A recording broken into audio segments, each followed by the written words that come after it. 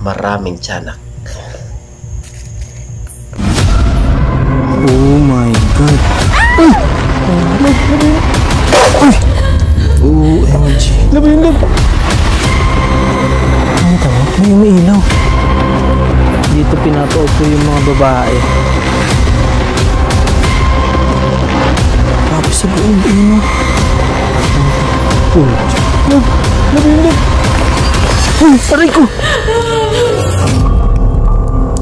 Taong 1960 nang itinayo ang bahay aliwan na ito, pero 2 dekada lang ang nakalipas ay bigla itong inabandona. Ayon sa mga taga dito, ipinasara ang lokasyon dahil maraming babae ang pumanaw sa kadahilanang pinipilit silang makipagtalik sa iba't ibang lalaki. Bawat isang babae ay ginagamit ng hindi bababa sa 40 customer araw-araw, at pag nabuntis ang mga ito ay sapilitang tinatanggal ang kanilang dinadala sa kanilang sinapupunan at tinatapon ito sa loob ng septic tank. Napapaligiran na matataas na paderan lokasyon para hindi makatakas sa mga babae, at dahil hindi sila makaalis ay dito na sila binawian ng